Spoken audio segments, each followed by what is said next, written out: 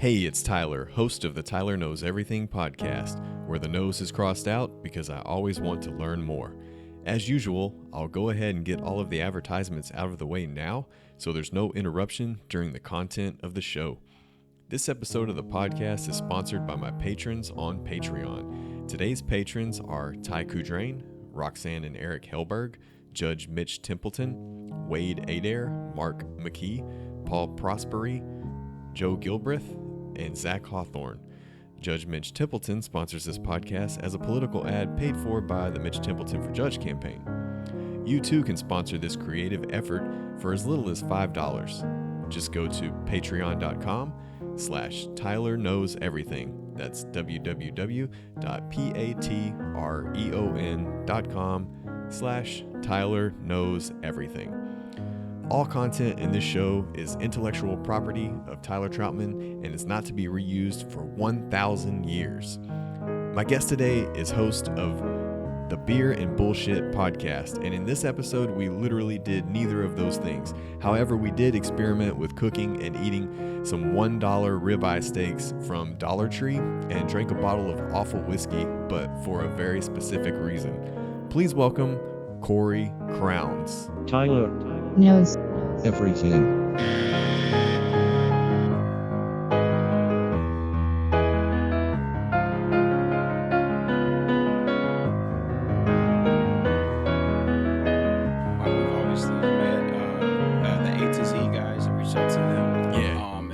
Studio, and I rent from them. Oh, really? Oh, okay. Yeah, that's cool. They originally rented this space just by themselves. Gotcha. And so now they have me and several other shows that link up on a Google Calendar.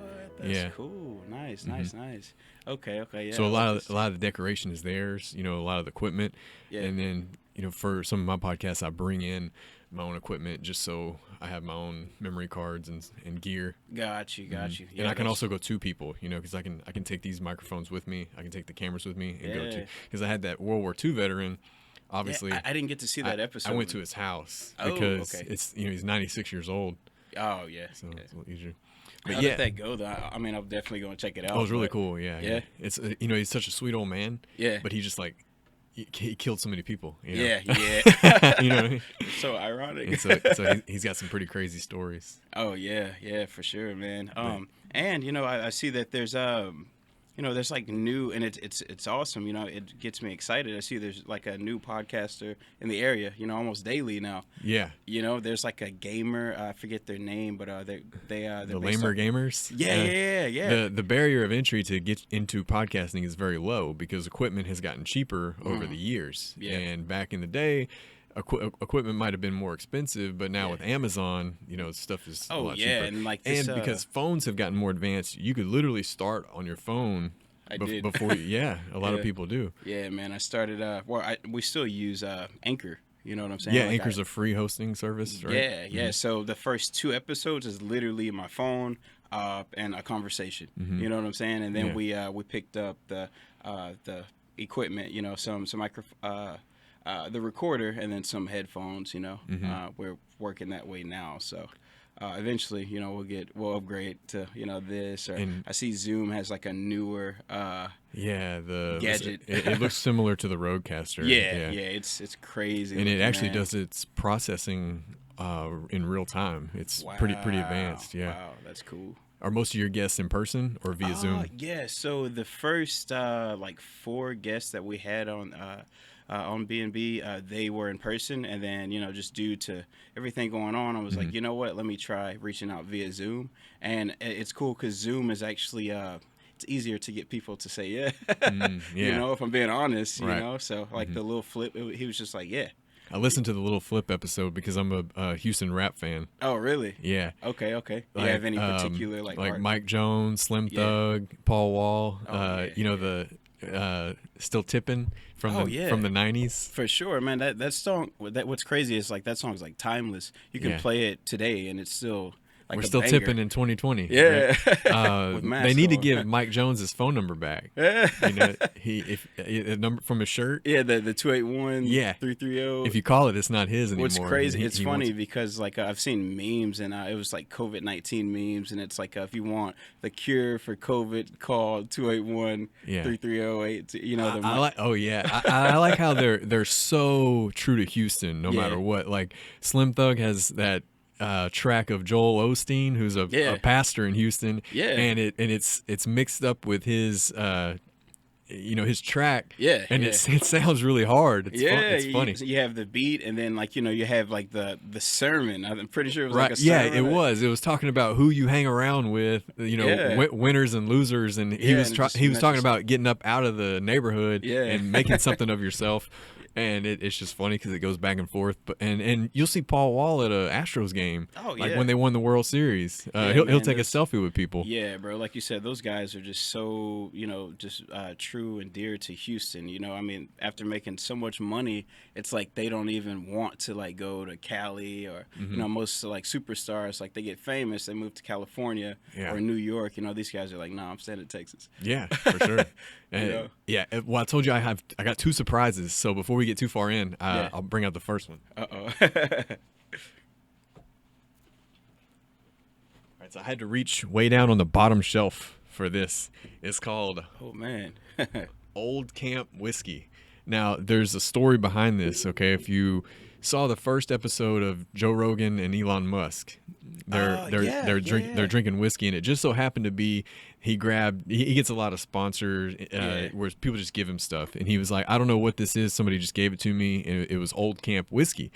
So the funny thing about that is, imagine having a billionaire on your show, and you offer them a $20 bottle of whiskey. Right. But they didn't know. They enjoyed it. Yeah. And what's even more silly about this whiskey is it's marketed by Florida Georgia Line, which is like the Nickelback of country, right? Their most generic, like almost pop country. But it's actually made by the same distillery as Jose Cuervo and 1800 Tequila. And so it's pretty good, but I think it's gonna be gross. So normally, I drink whiskey neat at room temperature. Yeah. But my good friends at Longhorn Liquor said, do not drink this at room temperature. It's peach and pecan flavored, and I'm hoping that it's heavier on the pecan and not so much on the. I'm not a fan of peach. If I have peach cobbler, I eat all the dough. I don't eat all the peaches.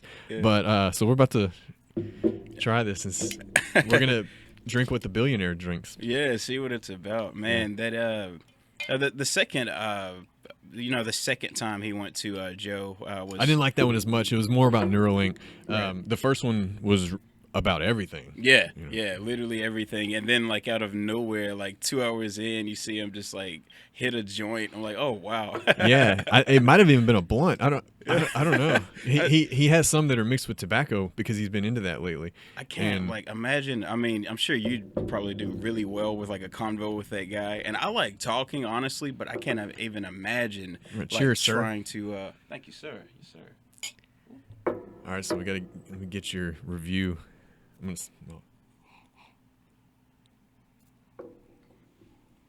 Ooh.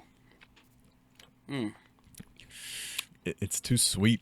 It's sweet. It's I think it's just exact opposite of what you wanted it to be. You said more so pecan than peach. It's more peach. It's peachy. This thing is. I think it tastes. Sweet. It tastes like somebody gave me a cheap whiskey and poured a peach White Claw into it.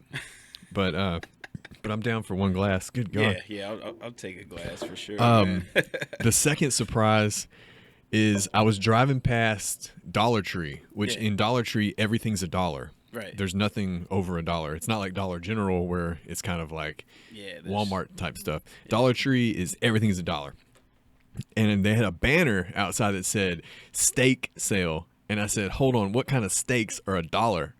Well, I've got some. And we're gonna cook them live here on the show, and so first I went in and I said, Dollar Tree does not have a meat market. Where are these steaks? Yeah. So I'm looking. I went all through the store, and in the very very back they have the coolers. Yeah. And the coolers have like, some sketchy stuff in them Yeah. because I don't buy my perishable groceries at Dollar Tree. I don't know, No.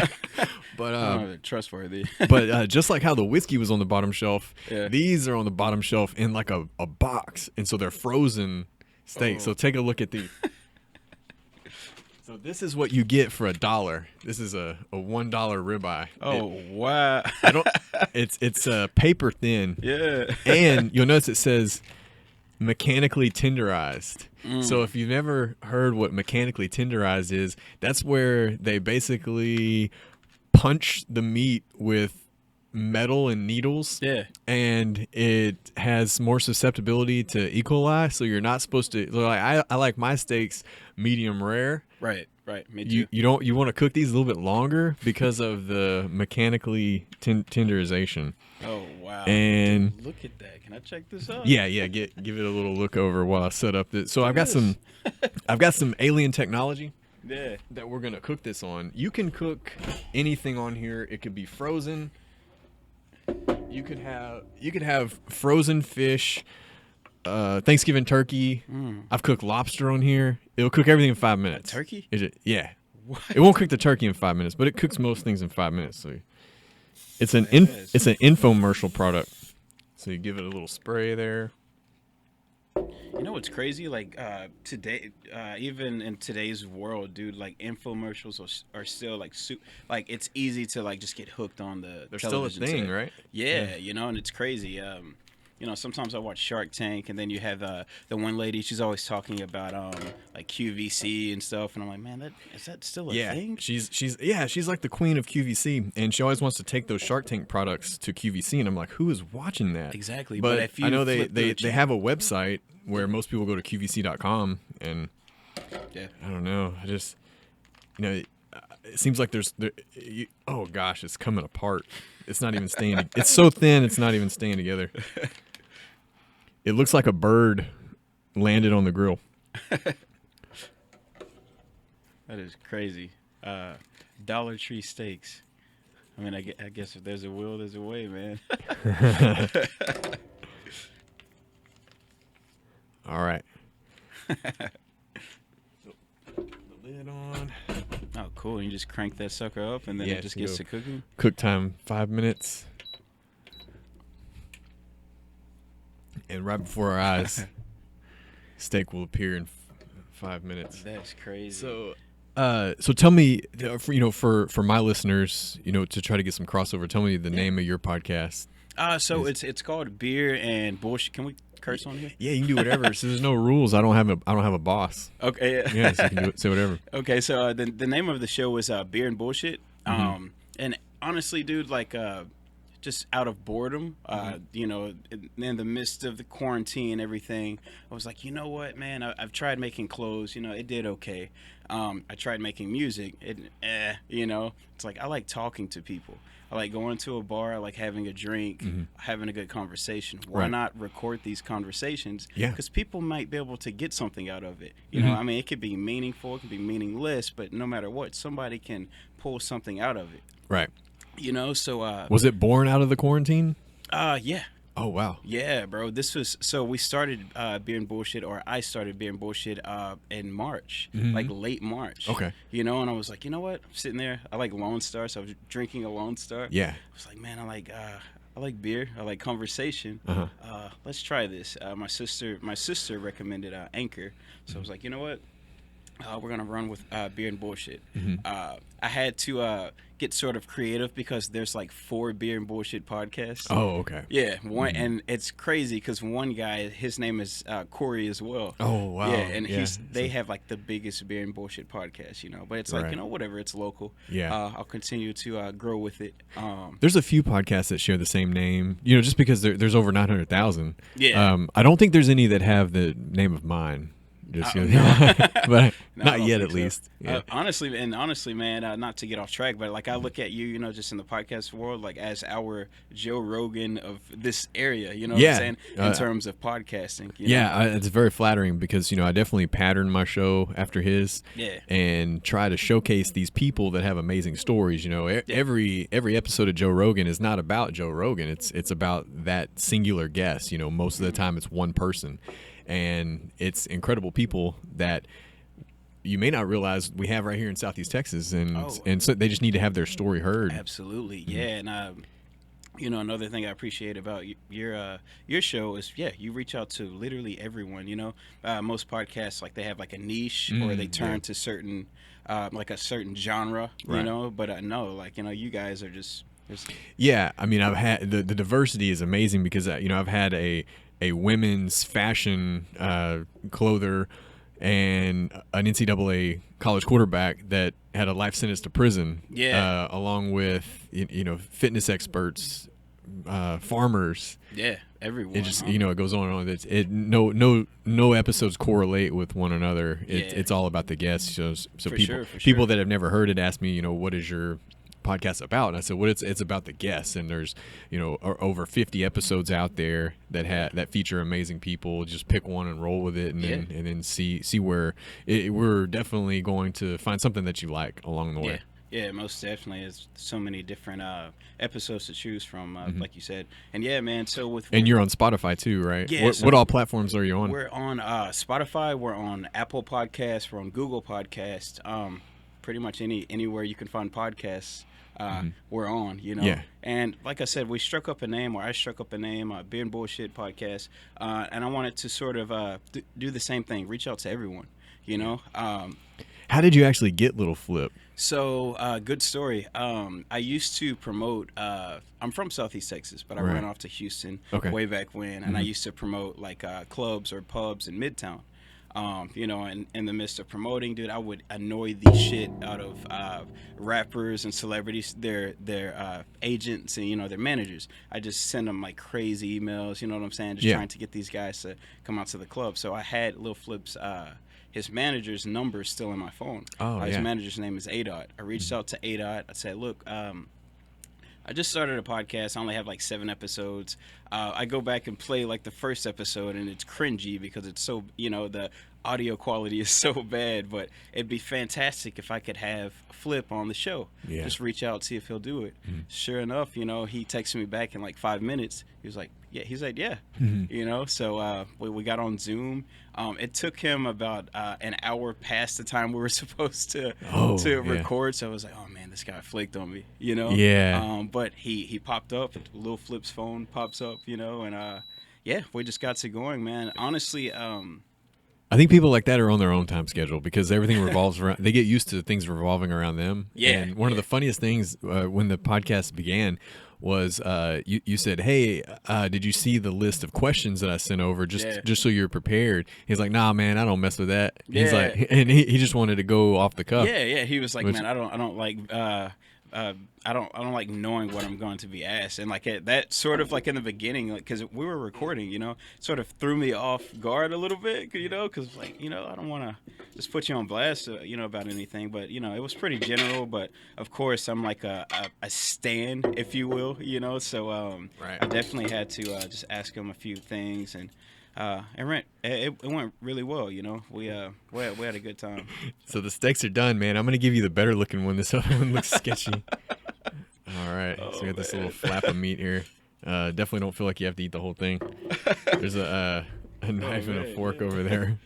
Gonna give this thing a. It's either gonna be like rubbery or. Wasn't that fast though? How fast this thing cooked? Dude, yeah, we talked about So a normal like a normal steak comes out really good on this thing. I mean, what's weird is it doesn't have grill marks because it's an infrared oven. Yeah. But it definitely leaves everything juicy. Oh man. All right, let's see. We're actually having steak for dinner tonight. I bet your steak is gonna be better than this steak. All right, here we go. You ready? It's slimy. I didn't really chew it. I kind of just swallowed it, so I need to take another bite. It kind of just slid through my throat.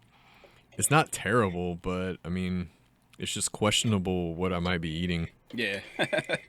What part of the cow? How were they able to take this from a farm, whether obviously it's a factory farm, but how did they take this cut of meat from a farm to a processor to a a freezer to a distributor to a store for $1. Ooh. And then what's the profit margin? Exactly. So, and whose idea was it to just be like, yo, let's put this in a the dollar? the packaging, the truck. I mean, think of the amount of diesel that the truck had to use to get to Dollar Tree. And Oh yeah. Oh man, you're thinking about every the so what if if they have like a 30% profit margin, this costs 70 cents. I mean, I don't know. I'm dumbfounded. How do you how do you profit off?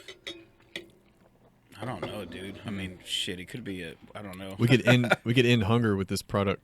Yeah. I mean, I would eat it. I would eat it if I'm hungry. Oh yeah, for Here, sure. I'll get it out of the way for you. But that's it, folks. That's the $1 steak from Dollar Tree. If I had to choose, like, yeah, I don't know. But speaking of paying insanely low amounts for things that should cost more, we got to talking about Nissan Z cars. Oh, bro. And Dude, so I didn't know. I mean, and I tried to, just learn like people that I'm a fan of. I didn't know you were. First and foremost, do you own a Tesla? No, I'm just a Tesla fan, and the goal would be to have a Tesla 2021 because I've kind of been waiting. So here's the deal with Tesla: first generation products are always that great. Yeah. So they've gotten better over time. Yeah. And the Model 3 is coming out with an even newer battery technology in 2021. So I think I'm going to hold off for that.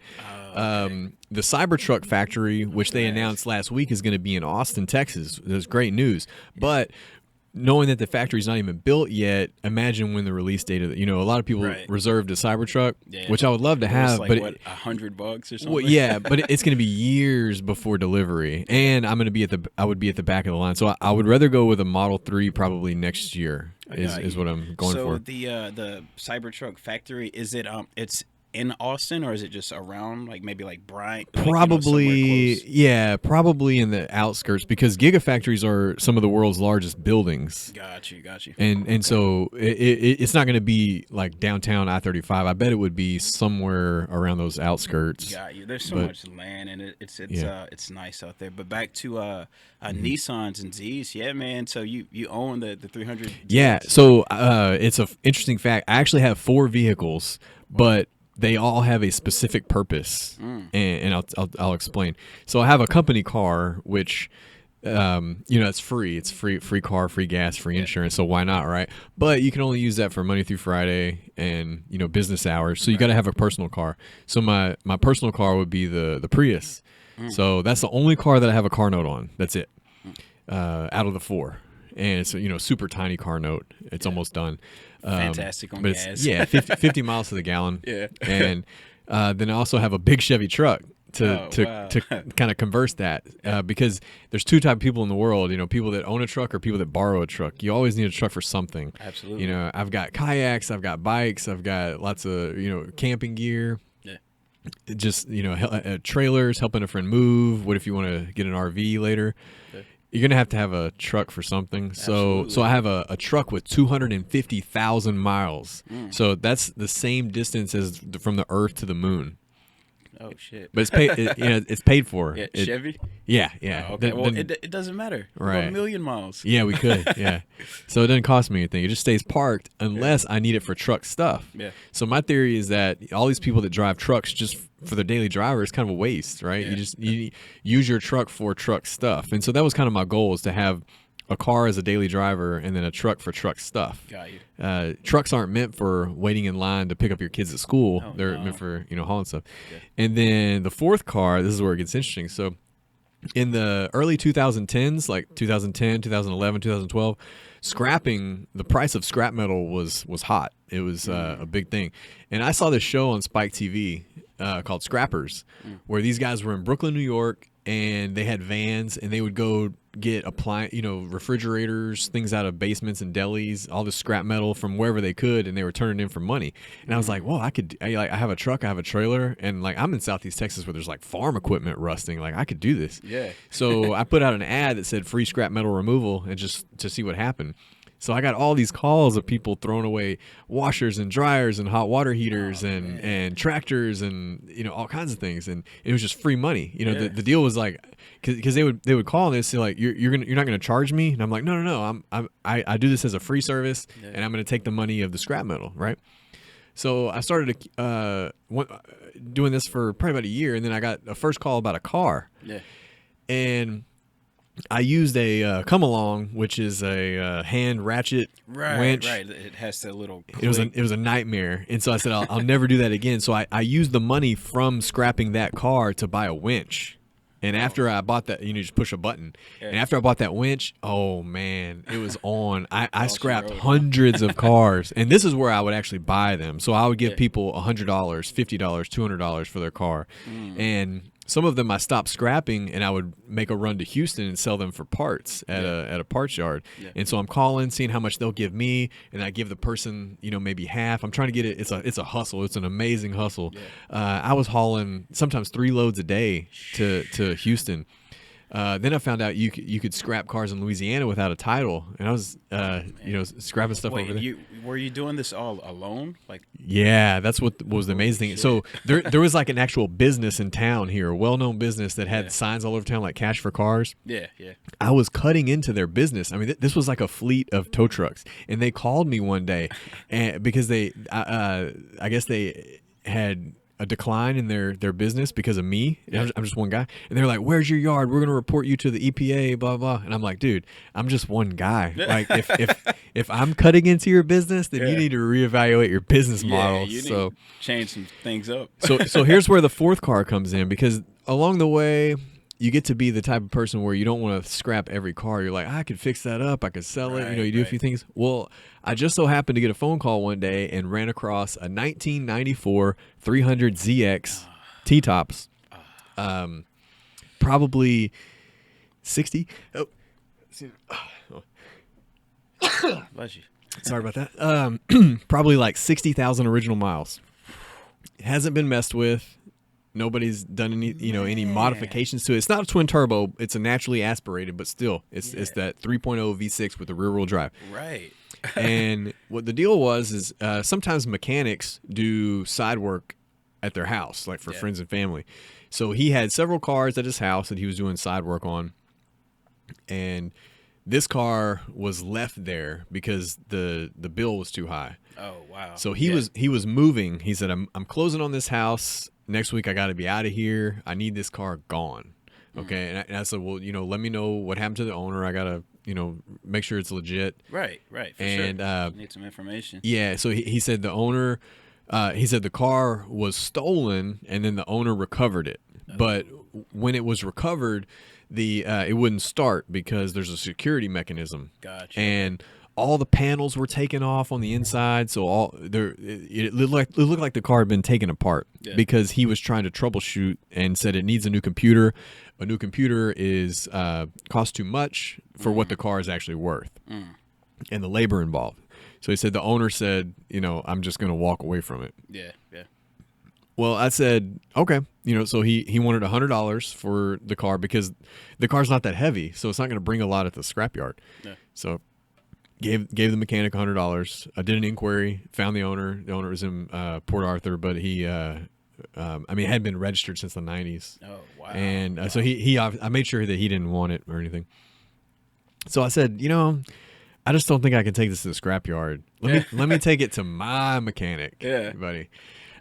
Within 5 minutes, my mechanic started it up. He just he bypassed the security system mechanism thing. Yeah. It doesn't need a new computer. It started right up, and there's literally nothing wrong with it at all. So we just had to spend some time putting the panels on the inside back together. Right. The body's flawless, no body damage. Wow.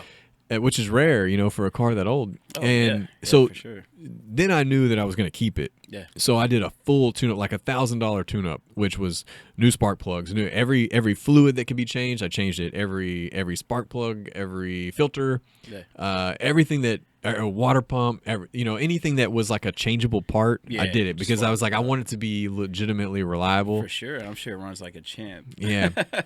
And so that's my $100 Z32. That is awesome. I've driven it to Destin, Florida was probably the furthest trip. No problems? No. And before that I had driven it to Dallas. So I went from Beaumont to Dallas, and then from Dallas to Destin, and then from Destin back home. So did a little triangle. Wow. And Yes. It's been great. Yeah. Even smells like the 90s in there. Yeah. And what color is the interior? It's black. Yeah. So it's silver on the outside Yeah. and black on the inside. And I'd really like to wrap it red. Oh yeah, that'd be nice with the T-tops, man. Yeah. It's something about maybe it's just the rear wheel drive thing. It's something about Nissan. So I really like foreign cars, or like imports, and the little JDM Japanese cars, stuff like that. But there's something about a Nissan that just stands out, over Hondas and everything else to me. Now I do love and I still admire the NSX, the 90s version, and also the newer version. It's a engine in the back too. Yeah.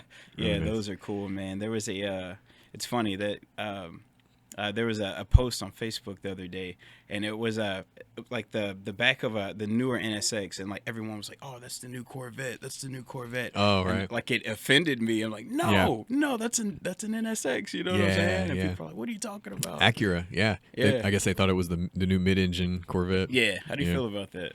I like it better than the traditional Corvettes. Yeah. Really? Yeah. Really? Those early ZR1s. Well, yeah, you were right about that. But those early 2000 Vets, I don't like them at all. They're okay. There's too much in the front. I don't like all that in the front, where the front is like forever long, and then the cockpit in the back is short. I don't really. Yeah, and then the trunk is like big enough for like a set of golf clubs. Yeah, yeah. So I like more of a Lambo style, where the trunk, or the frunk, I guess, which is trunk in the front, is kind of short. Yeah. And that's the thing about Z32s, like the 300ZX, it's got the same Lambo headlights. Yeah. That's kind of like everybody's. If I'm not mistaken, they this is like super rich people. They call the 300ZX like a poor man's Ferrari or something like that. They do, yeah. A lot of people nowadays actually don't know what it is. Like when I drive it, it does have a Nissan badge. I think I'm gonna debadge it because people they're kind of like they do a double take and they don't know what it is. It's clean. I actually had a state trooper come up to me at a gas station because he wanted to know if it was the twin turbo, and I was like, "Oh, you're my age, right? Yeah, because that was early 90s." Yeah. He actually knew what it was because the twin turbo was bad. Oh man, the original commercial was. I like the headlights, the tail lights. The hatch. I like everything about that vehicle. Yeah. It's not the most reliable, but if you can, pay attention to it, and if you have small hands, which I don't, but those foreign cars, you have to have small hands to get in those engine. And it's a tight engine compartment, and it's a 2-seater, so it's not practical for like me and the kids. Yeah. Although one time I think they did double buckle when they were younger. But not so. And it's got a system in it too. Oh, so man. It's got even less trunk space than it normally. But it's just 110 on the side because that's sure all you need. It's a small cockpit, so you don't need much. It actually had. It's even for 1994. It's got some advanced tech. It has a automatic air conditioner, so it's like your house. Yeah. So you set it on 68, 72. And it cools, right? And it stays at that temp. Wow, yeah, it's got I didn't know that. Like a thermostat. Yeah, like as far as like the gauge cluster goes, it's not digital, is it? Like the old Supras? No, it's got 160 on the dash. Okay. Yeah. Wow. Never got it up that fast. What's the fastest you've gone to? Probably just 100 because it's old and. You're responsible. Yeah. I don't want to push, and I don't have like performance tires or anything like that. So you don't want to have a blowout at high speeds, and it's not like I'm a pro driver. I fell into this car. It's not like I'm a that much of a car guru or a racer by any means. So I'm more for the looks. Yeah, me too, man. I'm not by any means a car like guru, but like I'm a fan of like Nissan. I just recently got rid of a 350Z. Okay. Yeah, the reason I got rid of it, I love it, man. I love the engine. I love everything about that car. But I had the convertible, so it's odd shaped. Yeah. It doesn't look like the hard top. You know what I'm saying? So very fun car, very fast. We straight piped it. But it didn't have that look, like yeah. I really wish that I could get a hold of some 370Z wheels and then put them on the 300ZX. It's a popular thing that some people do, but they're very sought after and they're hard to find and they're expensive too. They're super expensive. Yeah. Very, I've tried to put some on the 350 before I got rid of it. Yeah, costly. You know, it's like you could go aftermarket for the same price. Yeah, you really could.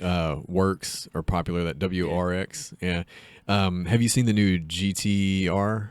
They kind of back out with I said the last like model or like the last model was like a 2017.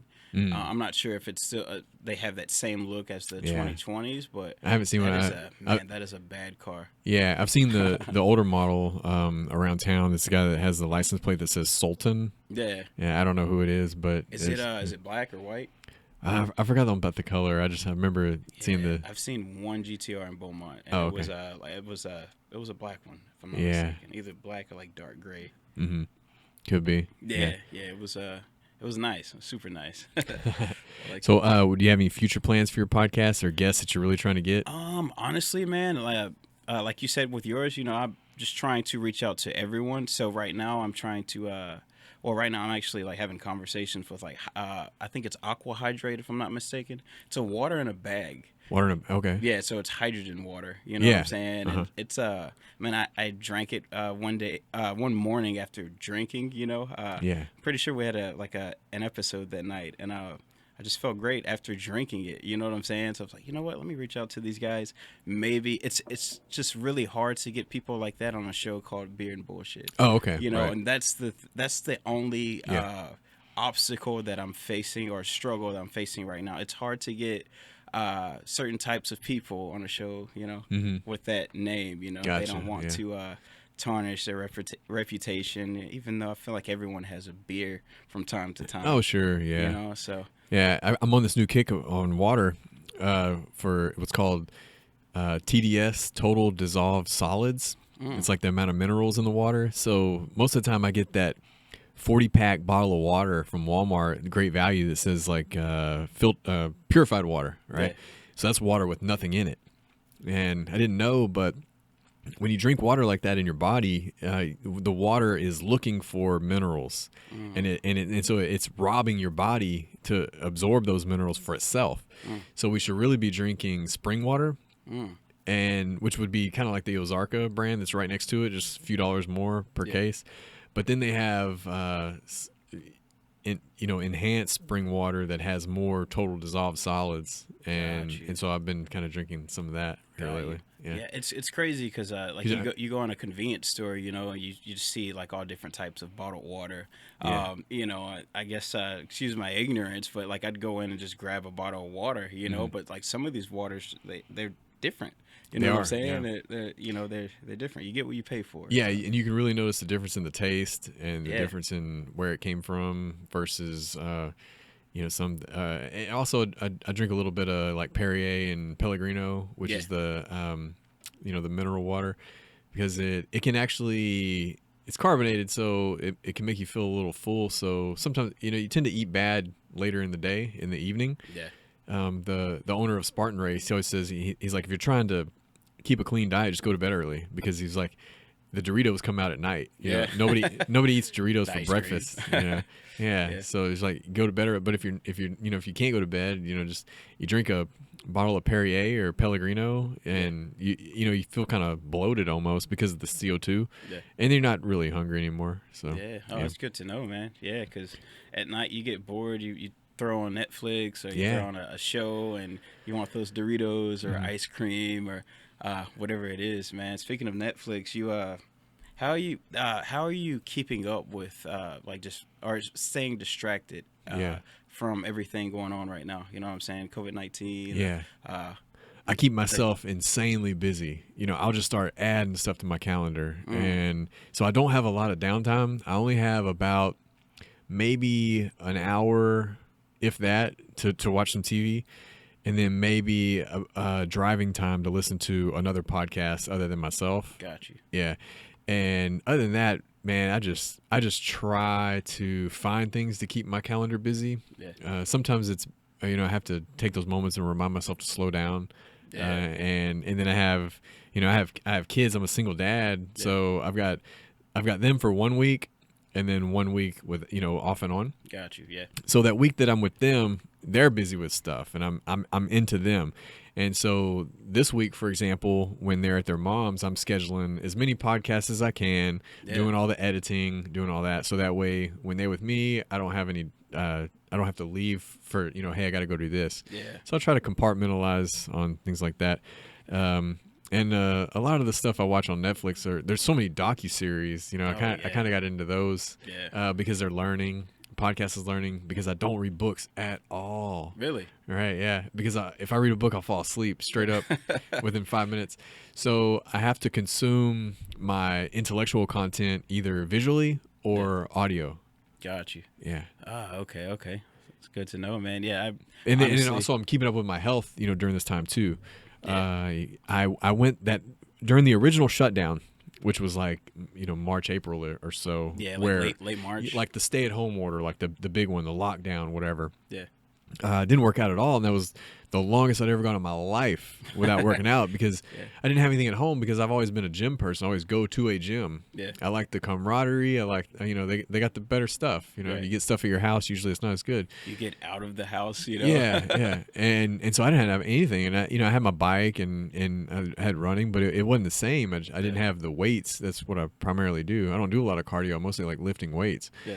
And so when the gym opened back up at the end of May, I didn't miss a day for like I usually just work out Monday through Friday and maybe even miss a day if I had to, but I was going 7 days a week, like even Saturdays and Sundays, sometimes even twice a day for almost 40 days straight because I had missed so much. And then I thought that it was important to beat COVID by staying healthy. Yeah. The government doesn't want to say it because they don't want to hurt people's feelings, but obesity is a risk factor for getting COVID and for not being able to beat COVID. So I wanted to stay healthy. I'm doing my cardio, my weight workout. I'm doing 30 minutes of sauna.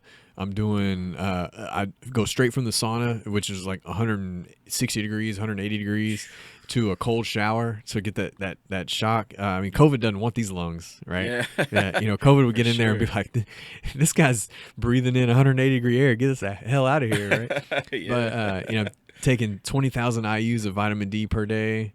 I did that NAD infusion. I was one of the first humans in Southeast Texas to get that NAD infusion. Really? From Care Infusion. Yeah. Badass. So it's pretty cool. Wow. The next thing I want to do is I want to fly to Panama and get intravenous IV stem cells. It's not approved in the U.S. Okay. Intramuscular is approved in the U.S., which is say like if you you tear your rotator cuff, you can get an intramuscular injection of stem cells, and they will probably be able to repair it without surgery.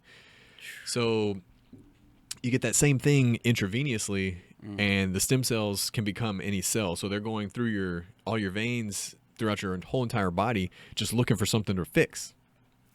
But the doctor's based out of Dallas. Okay. So you go consult in Dallas and then you fly to Panama and get the treatment. And I don't know how much it costs, but it's got to be less than Disney World, right? Like how long would a treatment take? So you would get the IV stem cells, which is basically like a bag of saline, however long that takes to drip, and they inject that in there, right? And it's like immediate. A lot of top fighters and athletes are doing it. I heard about it when Mel Gibson's dad was in his 90s. Yeah. And his dad's basically on his deathbed. And Mel Gibson, he's a movie star. He thought, I've got unlimited bankroll. Like, why can't I help my dad? Right. And so he looked into this, and it made his dad feel like he was 30 years younger immediately. Wow. Like immediately. And so the fact that it's not approved in the U.S. is, really shows that some levels of government just don't want us to be well. They just want us to be sick and buy pills. Sure. And depend on like them. Yeah, could be.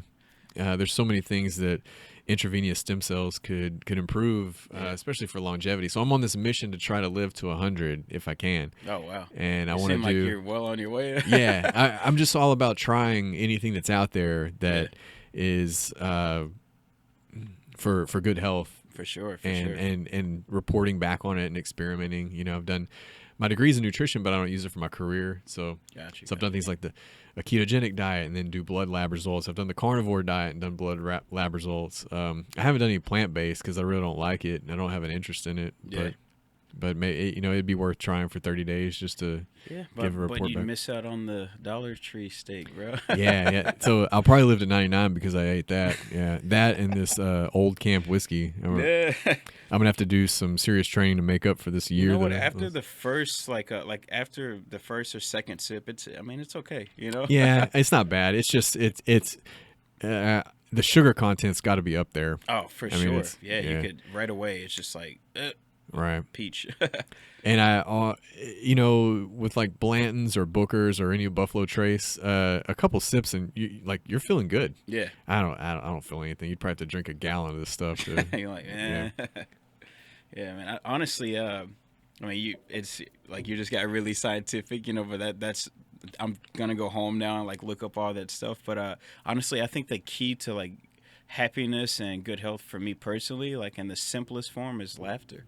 You know what I'm saying? I try to laugh like literally all day, dude. Like, yeah. You know what I'm saying? I try to find, even if I'm in a pissed off mood, I get frustrated with something, I'll throw on like some Richard Pryor or something funny. Yeah. You know what I'm saying? So, laugh, There's definitely something to be said about positive energy. Yeah. And lowering your stress level, because stress elevates your cortisol levels, and that's not healthy for anyone. And so you can literally make yourself sick from worrying or being stressed all the time. There's definitely studies that show lower life expectancies, like for like stock traders that are on the floor in Wall Street in those high stress situations. Those guys aren't living to 100. Dude, so imagine that pressure. Right. And so like you said, you've always heard the saying that laughter is the best medicine. And it's more about the positive energy, the positive vibes that you can, manifest within yourself. And every day you wake up, you choose your mood. Yeah. And I believe that you can fight those outside factors that you believe are controlling you, that when it all comes down to it, it's just things that are taking up space in your mind. Whether you're going through a breakup or you're depressed about family situations or money, those are things that are taking up space in your mind. And you got to replace that with something else, and something positive. And maybe for me, sometimes that's just staying busy and just helping other people. Yeah, for sure, man. I feel honestly, I think our devices, our phones are it's crazy because I just feel like it's making everyone more depressed. You know what I'm saying? Because we're just so like into our phones and devices and absorbed was the word I was looking for. We're just so absorbed into this world, you know what I'm saying, where you feel like you could be anything or anybody. You know what I'm saying? So the moment someone in real life, they tell you something, like critical or, some sort of criticism, like it makes you this depressed person. I feel like a lot of children and like the youth, they're going through that now. You know what I'm saying? Like your phone is just like this drug, right? It just keeps you high. Because social media likes are definitely a problem because they're giving you a rush of dopamine, right? And you post a picture and you get a bunch of likes really quickly, and you're feeling good about yourself, and then the next day you post a picture, you don't get so many likes, and you're feeling depressed, right? Because you're searching for that rush of dopamine, right? And the outlet is a judgment from strangers that you probably haven't even seen or talked to or won't ever see or talk to. So I try to look at the phone as a tool, where I think of it as if you were to ask me any question 30 years ago, I'd be like, I don't know. Like, I don't know the answer to that question. Maybe I could walk to a library and go find a book and read the book, and then maybe search for the answer and then get back to you later. Now I can answer that question. I've even done that experiment in a group full of people. I said, I have a question that none of you know the answer to because it's an obscure question. Right. So do you think that you could find the answer to this question within 30 seconds using any means necessary? And I asked them the question, and within 15 seconds, somebody had the answer because what did? They Googled it, right? Right so off. Yep. That's the next step in human evolution, is being able to answer any question on demand, because that's never been possible in human history. Right. When I was a kid, we had those, it was like 30 encyclopedias that were alphabetized, and you would have to look in the index and look something up. Man, it's so fast to look something up right there on a device that you have in your pocket. So if we could merge that with, to increase the bandwidth, because right now we're actually going backwards. You know, we used to type on a keyboard with both hands. Yeah. Now we're typing with just our thumbs. So it's actually slower. Yeah. So we need to merge that technology with our brain and make ourselves a little better. Yeah. It's kind of interesting. You know, this week, you probably saw on Instagram, my dad was having a hip replacement. Yeah, I did. So he's got a knee replacement. He's got a hip replacement. Those devices are not as good as his original version. You know, our original version. You know, his original version, of course, deteriorated. That's why he's getting the surgery.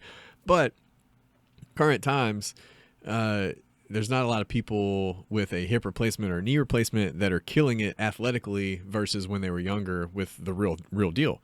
But I think in the future, there's going to come a point in time where it shifts to where those replacement devices are actually better than what we have now.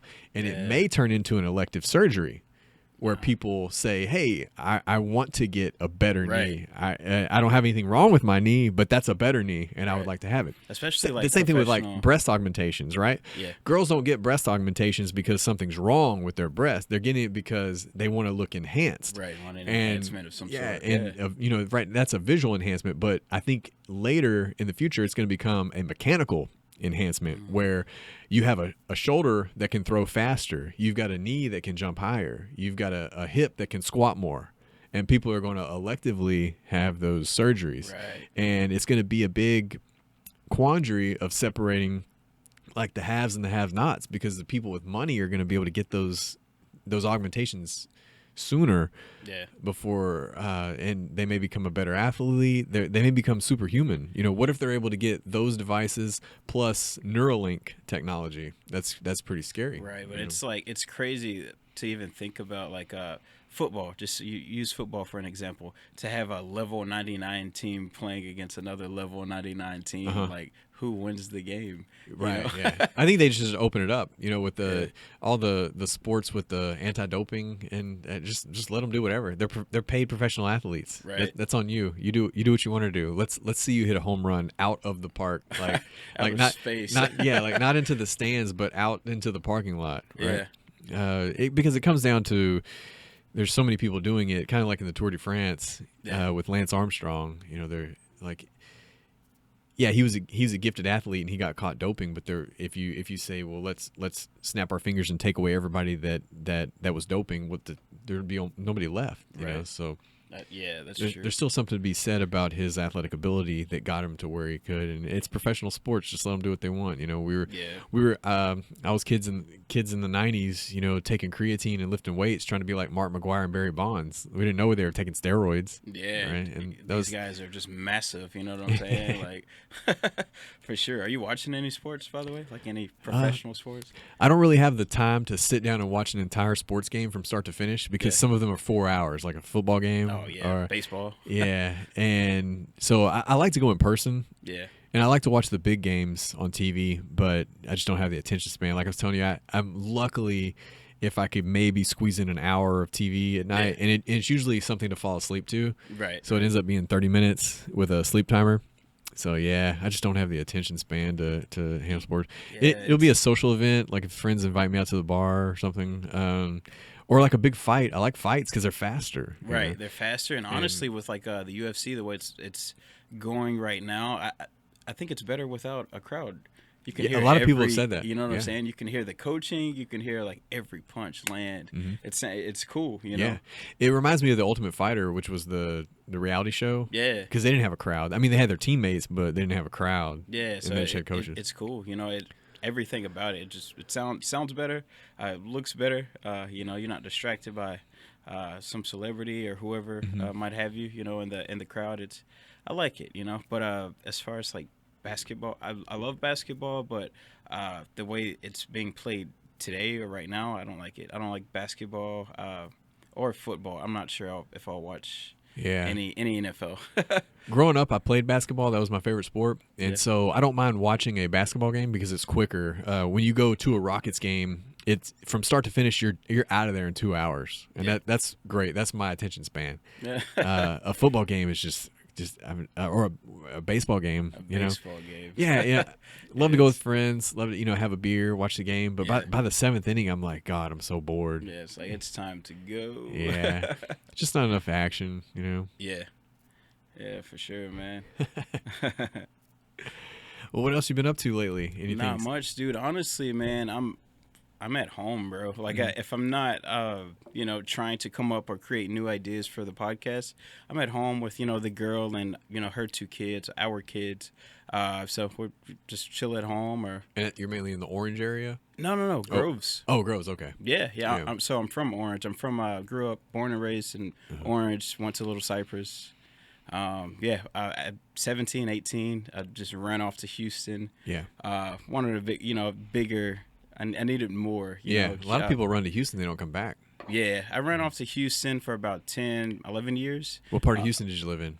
So initially, when I ran off to Houston, I moved to Cypress, Texas. Yeah. Stayed out in Cypress off. And that's like northwest. Northwest, right? Yeah. Yeah, and I stayed right off 290. Northwest was cool.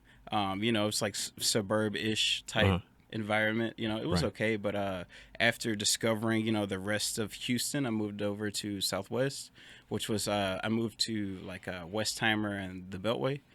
Yeah. So I was in a mix of it was the city. You know what I'm saying? So that's like where you can walk to places and absolutely. Be cool. Yeah. So it was a lot of fun. Is that Midtown or no? Midtown's close. No, it's more so. I was more so in the like Galleria area. Yeah, uptown area. So Galleria. Fancy. Yeah. Oh, you fancy, huh? Nah, I was surviving. Yeah. It was a lot of fun though. I met a lot of people. Learned a lot of things. About people, life. Myself as well. So. And then I got homesick and decided to come back to Southeast Texas. Yeah, I do a lot of network marketing for sales, and you get to be in Southeast Texas where you can actually become well known and know a lot of people. And I just feel like I wouldn't be able to do that in Houston. Houston's a whole nother animal, and there's over 1 million people. Millions of people. Yeah.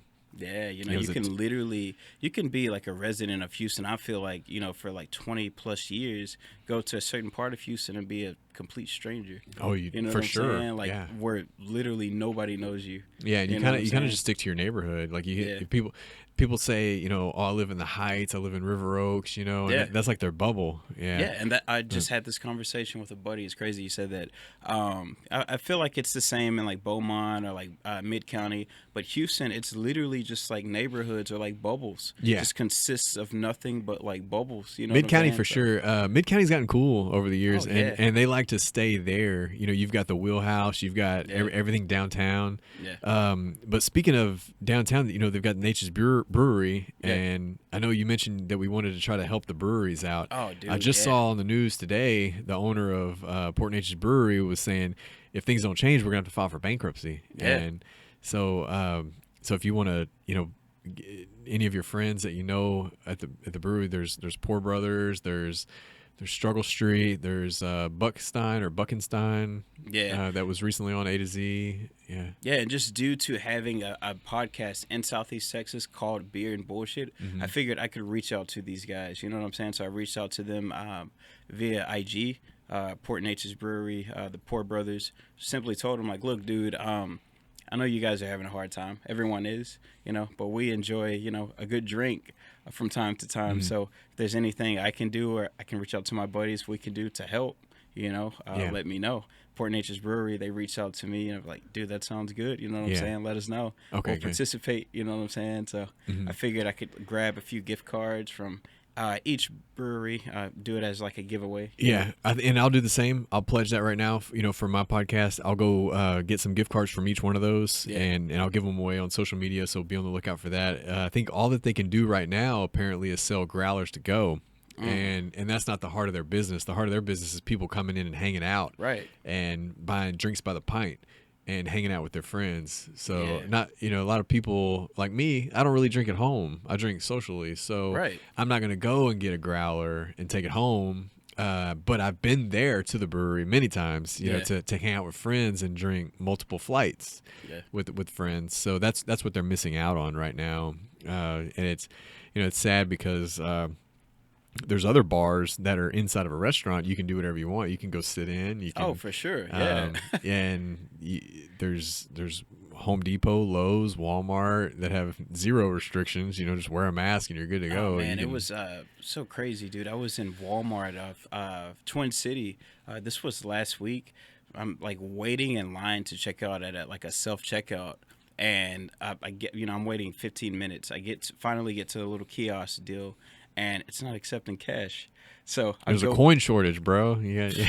I don't understand. I go down three aisles or lines. They're not accepting cash. There's 2 lines and that Walmart that will accept cash, and it's people. You know what I'm saying? It's cashiers. Right. Yeah. So I just don't understand the whole coin shortage thing, man. I don't know if it's real. I don't know if it's a play because the conspiracy theory is that the government wants us to be a cashless society so that everything can be traced. Right. And I find it hard that this is the first coin shortage we've ever had at a time period when people are using less cash than ever before in history, because millennials carry 0 cash. Oh, yeah. And they sure as hell don't carry coins. No. I don't carry cash. I'm a Generation X. I don't carry cash because I've got my debit card, credit card, Venmo, PayPal, Cash App. Yeah. What do I need cash for? Yeah, it's like we don't. The only coin available right now is Bitcoin, which is on the rise. Yeah, it is, dude. But it's also like $10,000. Around 11. I mean, I'm sure you could. People. There's I'm sure you know a lot about crypto, but there's a misconception with crypto. People are like, buy Bitcoin. It's like, dude, that shit costs $11K for one, but you can also pay, people get hyped about it when it's high, and I'm like, you should have bought it when it's not hyped.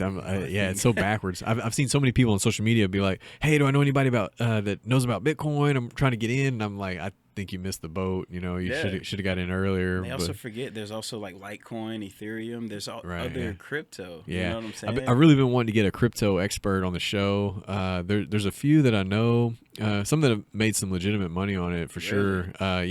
We were one was a former coworker, and he legitimately he bought a house with Bitcoin because he got in at the early time, and put a big down payment on it.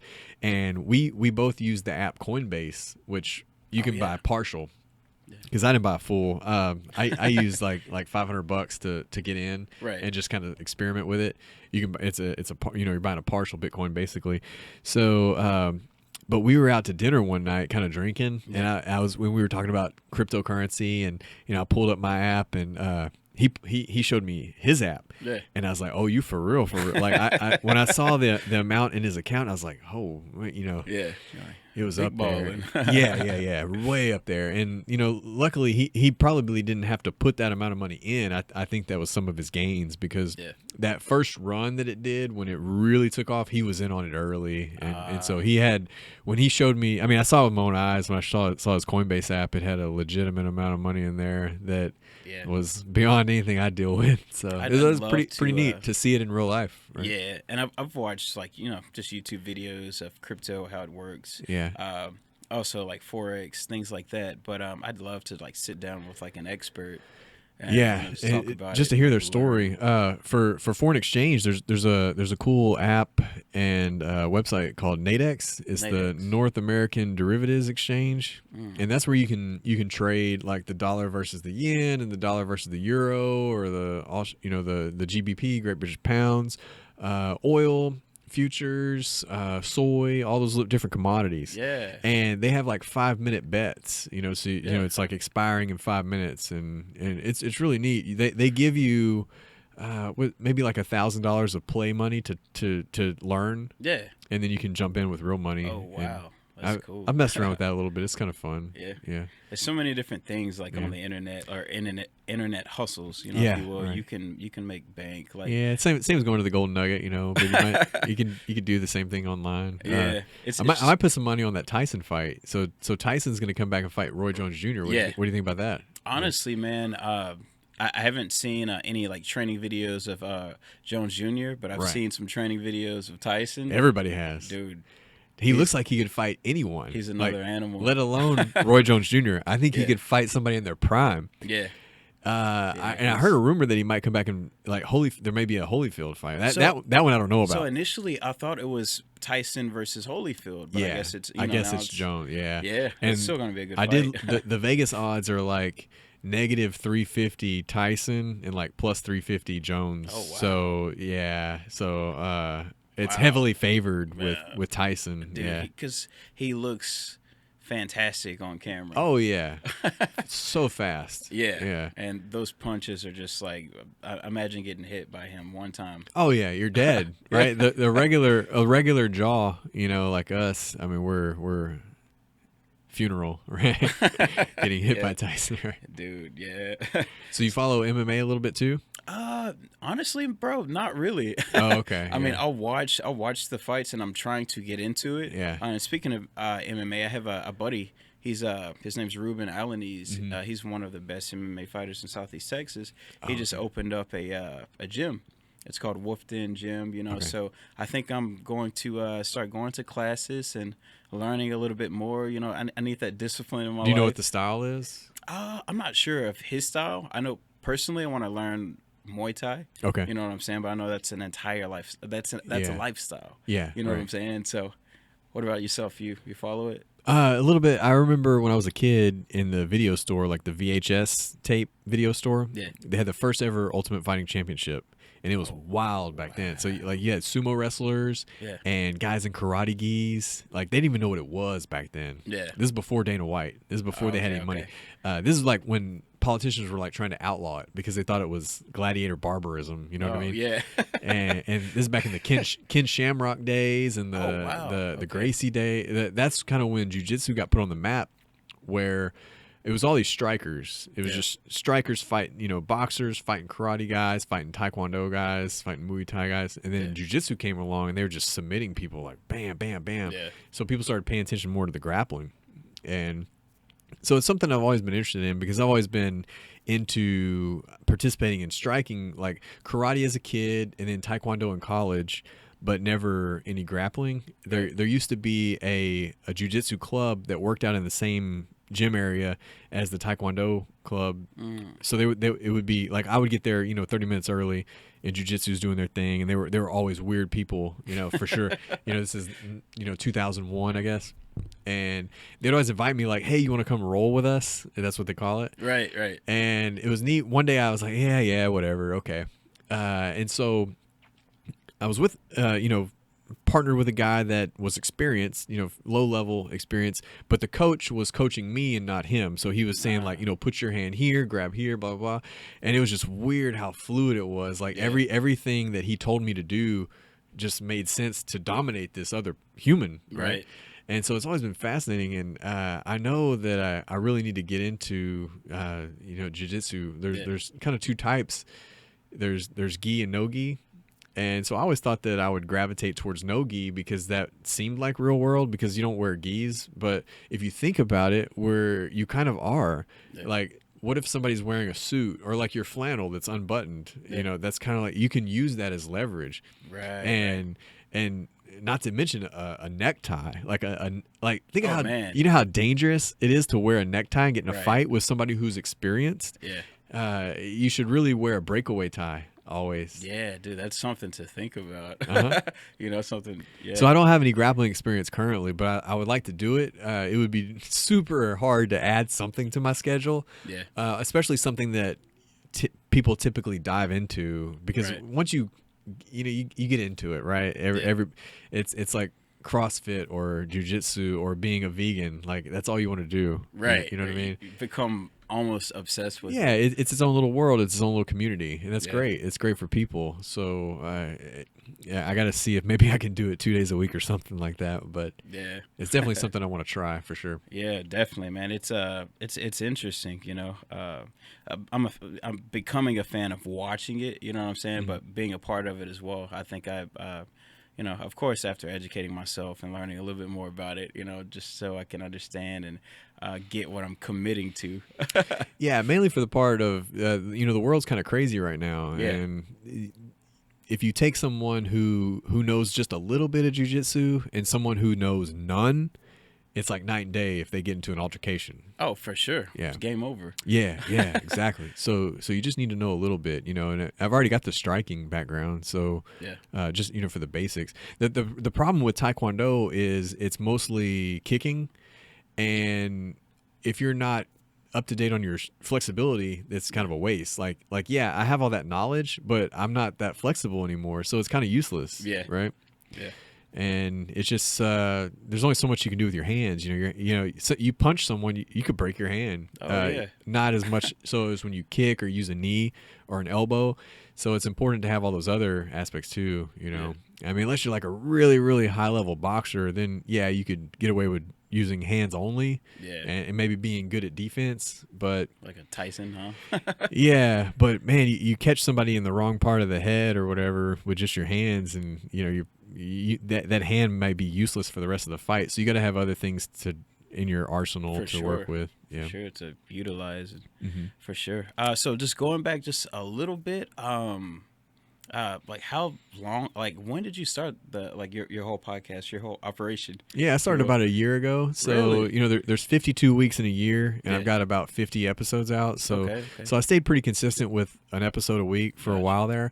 And then during COVID, I had lots of reschedules, lots of, we didn't know what was going on. I go from every day from, one day thinking that, one day thinking this bullshit to one day I'm scared, and back and forth all the different things. So just kind of put it on hold. Absolutely. That's so spot on, and because I think we all feel that way. And I've never done Zoom. I've always wanted to do in person. It was real important to me to sit across from someone and be able to do in-person interviews. So I just waited. And, during COVID, I was able to get some friends in here, people that knew me. Sometimes I'm doing an interview like this one, or I don't want to call it an interview, more like a conversation, but like I met you for the first time today. Right. And so that can be hard for some people to get them in during this time. Not so much for you, because you're kind of on the same wavelength as me as far as like wanting to do episodes. Absolutely. And honestly, man, I feel like you're the same way, obviously. I feel like I could talk to literally anybody. I don't care who it is. Anybody. But I mean, it sucks like when you're sitting across from someone that it's just so hard to have a conversation with. Have you ever dealt with it? Like, most of the people that I bring in here either have some public, there's a reason I asked them to come on. They may have some public speaking experience, or they do something that's totally fascinating to me that I've got so many questions lined up that I want to just hear their story. Got you. Yeah. Okay. And obviously another podcaster, no problem having a conversation. Oh, for sure, dude. We could talk about it, literally, whatever. I wrote 3 notes, and one of the notes is your name. So I knew that I didn't need to. Yeah, man. We could literally go on. And then I scheduled some antics, because I've literally had those in my freezer for a while now. I had my friend who's a Navy veteran that's also a chef. We were gonna do those one day, and I was like, this would be fun to surprise somebody with, but you can't just do that to anybody. I was like, I bet I could do it to Corey. Yeah. And also, I mean, everyone shops at like at Dollar Tree. Honestly, I'm one of those people. Like, I would just go down a random ass aisle. I'd probably pick up something like that. Just throw it in the basket. Exactly. Why not? Yeah. I had to quit going to Target for that reason, because you go to Target, you'll get all kinds of stuff that you don't need. Oh, dude. Yeah. You go into Target, you're going to get everything except what you went into Target for. For sure. Yeah. They said that men should really start hanging out at Target, because the women are looking for something they don't need. So they may pick you up, right? Oh, wow. Yeah. That's a good point. Yeah. Shoot, man. What do you think about the movie theaters? They may not be a thing anymore. Everything's going to video on demand. Honestly, dude, I don't think a movie theater will exist in the next maybe 2 years. Are you much of a Marvel fan, or what's your go-to movies? Go-to movies, comedy. Okay. Yeah, I like comedy stuff. Some action.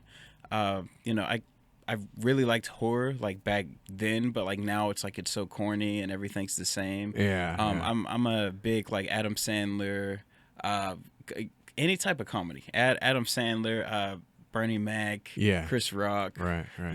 Kevin Hart, Kevin Hart, yeah, for sure. Dave Chappelle, of course, the GOAT. The Rock's pretty funny too. Oh yeah, especially when him and Kevin get together. Oh yeah. They're a dynamic duo for sure. What about you? I definitely gravitate towards a lot of those Marvel movies. for sure. Yeah? I mean, I've seen every one of them and can analyze them. Not a big, science fiction fan as far as like Star Wars at all. No. Which is surprising because I'm big into space and astrophysics, but Yeah. like Marvel took it to the next level because I love superheroes, and I was always frustrated as a kid why DC sucks so bad when it comes to making movies. Yeah. So when Marvel first did 2008 Iron Man, I was like, yes, like Yeah. they finally got it right, and then it just kept getting better since then. So that whole Marvel Cinematic Universe is just amazing. But yeah, 10 times out of 10, I'd rather watch it at home. Yeah. I've gone to the Houston IMAX to watch like Thor Ragnarok, and that's a cool experience. But I mean, nowadays with 55-inch TVs in your couch and pausing, dude, 3D TVs, curved TVs, and everything is just happening so fast. Like you said, it's just on demand now. People are streaming. I was actually in Houston to like 2 days ago, and there was a guy, man. He was out in front of the convenience store, and he wasn't selling movies, but he was selling like CDs for music. They still do that? No, they people don't. But the thing is, it's like, he goes, he's like, man, it was me and a buddy. He approached my buddy first. My buddy was like, oh, well, my buddy's in the car. He's a podcaster. He came over. He was like, what's your podcast on? I told him and everything. I was like, but it's strictly audio right now. We're still new. I'm still learning. He's like, man, well, how come it's not video? He goes, I'm a videographer. And then he goes, I also make music. Check out my CD. I was like, dude, I'd love to buy your CD if I had a CD player. You know what I'm saying? Like, it's just so old school. It's almost like a cassette tape. Yeah. If you will, and it's crazy just to see the transition of like DVDs or CDs or anything like that just go to strictly digital. Right. A movie is premiered or whatever. You see the trailer. It's like a week later. It's available. Yeah, it is. It's crazy. It's like, what was the point of the trailer? Yeah, the only CD I have would be in my car that just happens to have that slide. And I've got vehicles that I own that have never played a CD that have a CD player because I would rather just play, Pandora or something. Right, Bluetooth auxiliary. Yeah. It's so much more. I do remember when the college days burning an MP3 CD when I thought I was the man because instead of fitting 20 songs on a CD, I could fit several hundred from MP3, and they're all with the files. And stuff. With the file downloaded from Napster, and you'd jam into a song, and all of a sudden it would cut out, and because it virused or something. But, yeah, for sure. Or even like if we take it back maybe 5 years, 6 years, 10 years, the iPod, dude. Like we have a shuffle. We have a 10-year-old at home, and she's like, "What the hell is that?" Exactly. That just blows my mind though, because when that thing came out, it was just so breathtaking. Right. You know what I mean? Like 1,000 songs in your pocket. Yeah, and now it's nothing. and then like you look on your iTunes and you see like the time at the bottom of it's like you have months of music. Yeah, you know what I'm saying? Imagine the time that you had to put in. You had to put you have 1,000 songs in your pocket, but you had to manually put those songs one by one on that device. Whereas now you can go to Pandora or Spotify and type in Marshmello and get his whole collection. Oh, absolutely. Just coming to you for little to no effort. And I miss the maybe not like a brick of a device for music, but I miss just the experience. Mm-hmm. You know what I'm saying? Like getting home from school or whatever organization or whatever I was doing at the time, and you're sitting in front of my computer and literally going to BearShare or whatever you know what I'm saying, any of these websites, and picking Discogs and just throwing them on It was like hunting. It was fantastic. It was a great time. I did recently get a record player, but I only have 2 records. I've got Pink Floyd, Dark Side of the Moon. Nice. And I've got the Black Keys. Oh, nice. Was it the El Camino? Yeah. And they just sound good on vinyl. Those 2 particular, because Pink Floyd, Dark Side of the Moon doesn't have separate tracks. It just flows. Yeah. But you do have to flip the record. And I kid you not, when I first got it, I had to ask somebody. I was like, hey, does the needle start on the outside edge or the inside edge? I didn't remember, right? I'm a child of the 80s. I didn't really need that. So no, it's crazy you said that as well, man. We were at my girlfriend's brother's house. He has a record player and he has like all these records. And I was trying to be real cool in front of my girl. We've been together for a few years, but I'm trying to be real cool. And I dropped the needle and it's in the wrong spot. Yeah, I don't know. I didn't know where to put it. Right. Yeah. I was almost sure that it went outside to inside, but I still wasn't sure. And then I was like, how do you get it right? You're gonna skip the song, right? So yeah, you got to get that Astroworld Travis Scott on vinyl. Oh, that's a good point. Yeah, man. Man, what a cool song. The music video too. Yeah, him and Drake are really creative. That kid, dude, he's a genius, man. The whole I don't know if you saw, but he did a thing with that game. I can't even think of the name of the damn game. Fortnite. Yeah, Fortnite. That's super creative to release a song on Fortnite where you have to like go into the game and be a part of the game to hear this song. Yeah, just imagine those servers at that time, dude. Probably blowing up. Yeah, and then you got people like me who I'm a Travis Scott fan, but I wouldn't be able to hear it because I don't play Fortnite. Right. They get my son like, hey, do you know how to do this? Right, and your son, gets on the game, and then now you can enjoy the music. Travis Scott he really cut out 38-year-old white men out of the loop on that one. So whatever. Oh man, that was. I'll see it on YouTube, I guess. Genius move, man. That's where I watched it. YouTube. Mm-hmm. I pulled it up, and it's him and the very end. It's him and Kid Cudi. I like him too. One of my guys, yeah, for sure. Uh-huh. Yeah. That's a really really creative artist as well. Yeah, yeah, for sure, man. But yeah, comedy movies, dude. Music in the music world, any type of music, rap. I'm like a hip hop nerd. Yeah, I can answer any question about rap or hip hop. But rap, rock. I'm a big Nirvana guy. Yeah, I'm a big fan of Cobain. Yeah, I was a big Pearl Jam fan. Really? I like the grunge era. Yeah, and Nirvana too. It's amazing if you've ever heard Post Malone's covers of Nirvana. They're really really good. No. He's got that raspy voice. Yeah, and he started out as a kind of a rock and roll. Yeah, yeah, for sure. He taught himself to play guitar by Guitar Hero, and he played.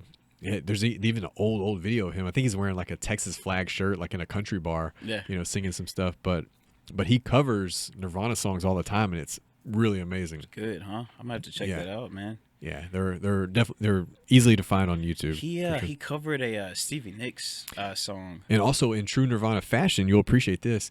He wore a muumuu like Kurt Cobain, and he did not sing "Smells Like Teen Spirit" because that was Kurt's thing. Like he would do concerts, and he would sing every song except for "Smells Like Teen Spirit," right? Because it was like the pop single. You know what I mean? Man, it's like the song when you just even breath Nirvana. Yeah, people turn to that. They steer to that. They forget about Lithium. They forget, and every other song. Apologies. All these other really really good songs.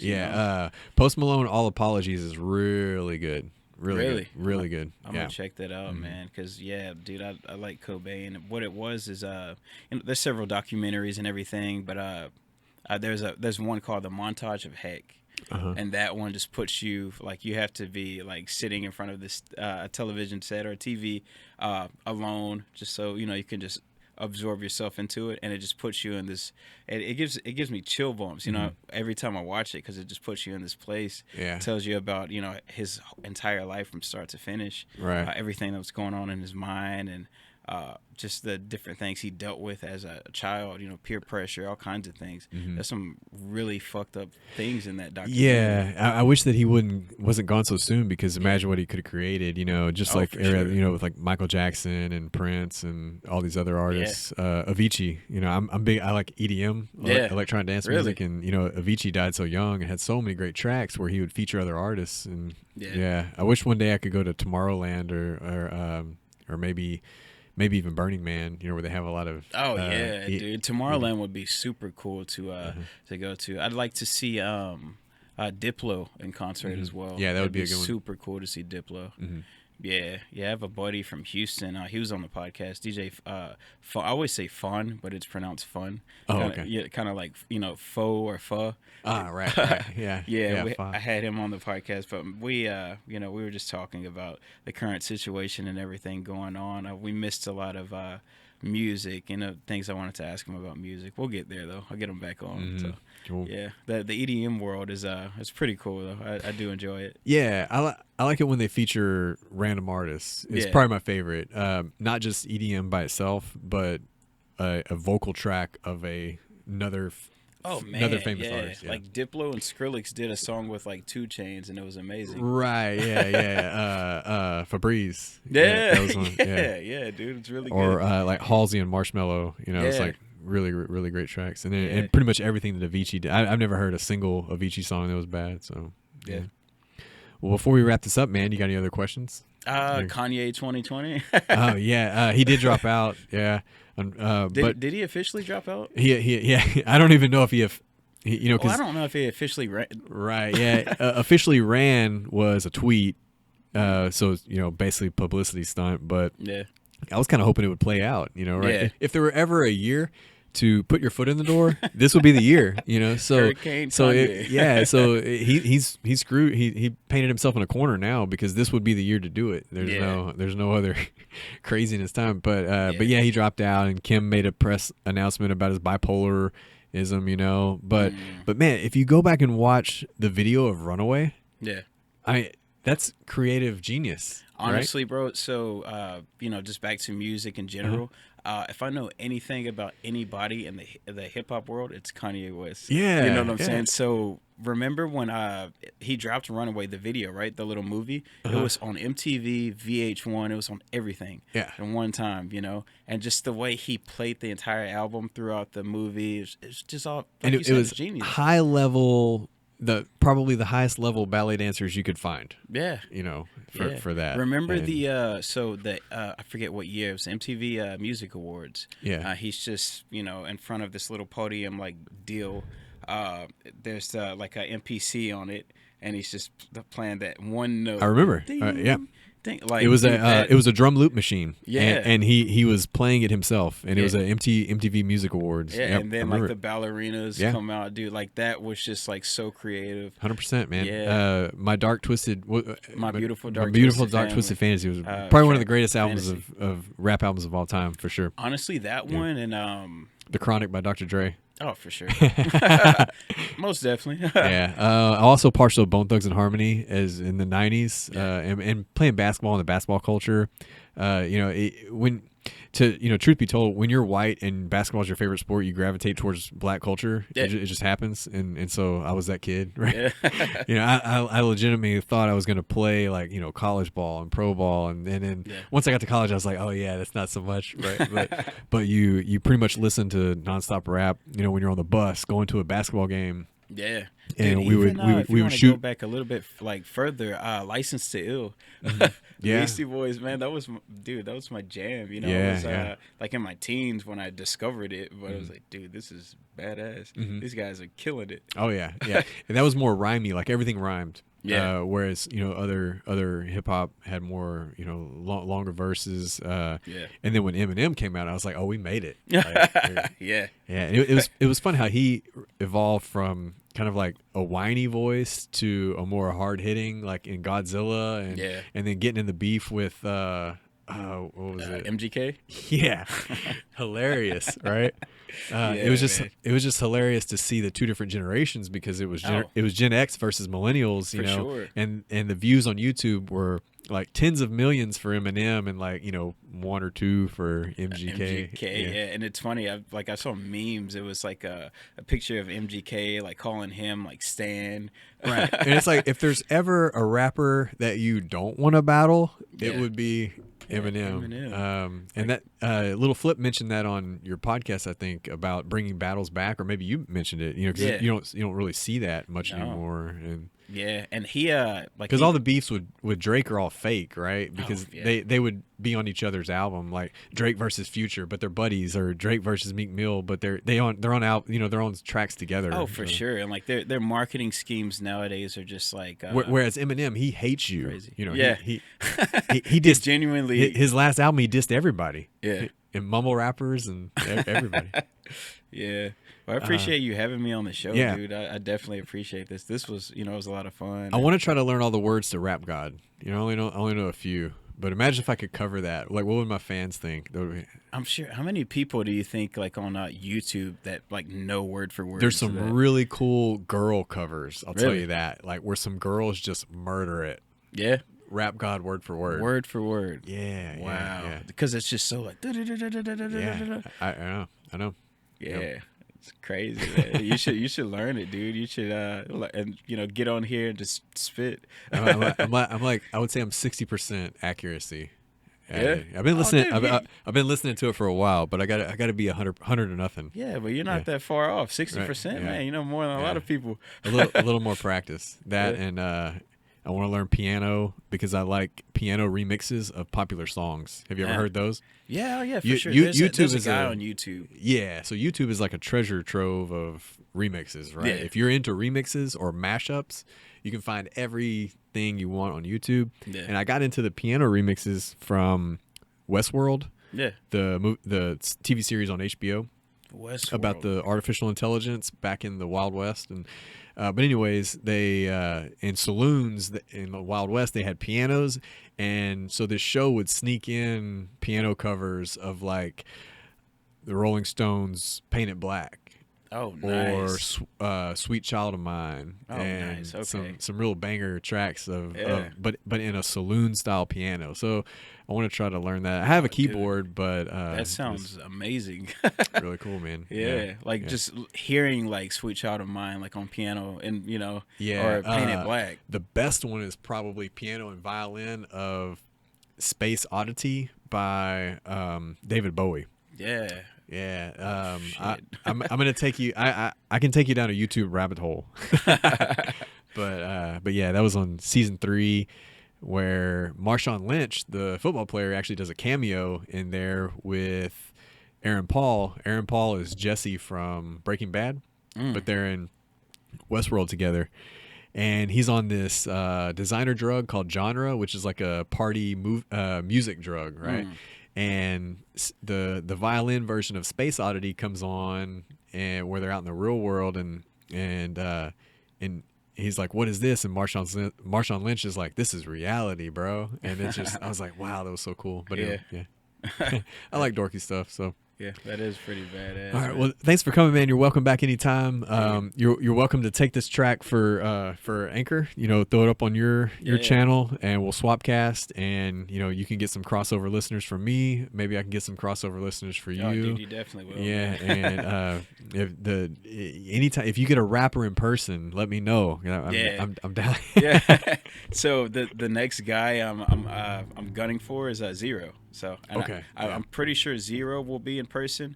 I have to put it out. I have an episode with Curtis Williams. He's part of a rap collective.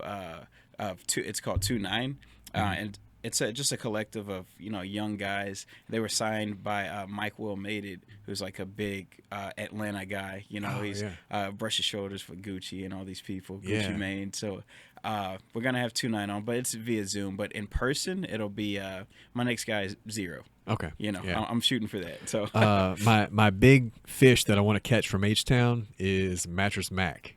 Oh man, for sure. He's got a documentary, and he's on that list. Like, he's not an A-list celebrity, but he still typically goes to the office day to day. So I feel like I can get him. Yeah, for and sure. I don't think he's ever been on a podcast, so I'm hoping nobody listens to this and steals my shit.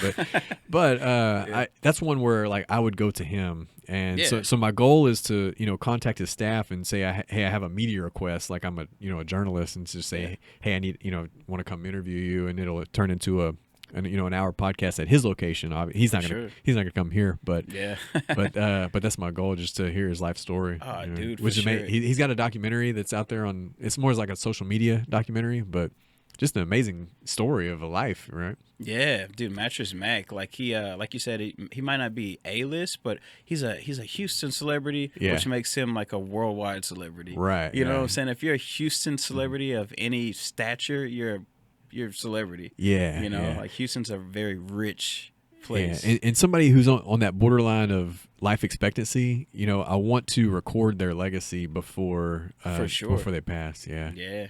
Oh man, that'd be badass. Yeah, dude. And down the line, you have to get Elon on your show, man. Oh man, he's coming to Austin, so I have to spruce up my resume. We'll see what we can do. Yeah, dude, you got to get him on. If anybody can, you can. Yeah. Lex Friedman got him on. He's a researcher at MIT. You know, that would probably be the smallest podcast that he's ever been on. But yeah, we'll see. Yeah. It would be hard for me to get on Elon's radar. So I don't know. But we did drink the old camp, so maybe that'll help. Yeah. Come on down, Elon. Yeah. You know, the only social media platform that he's on is Twitter. That's it. He doesn't Facebook. He doesn't Instagram. It's Twitter only. Oh, wow. Yeah, I can't get with Twitter. Well, Twitter's not big in this area, so that's why. Like, True. I mean, I have buddies, maybe about 100 friends that are on Twitter. But yeah, just in the area in general. Yeah. But for everyone listening, you know, any of Tyler's followers, you can follow us on Instagram, like I said, Spotify, Apple. Instagram is Corey Crowns.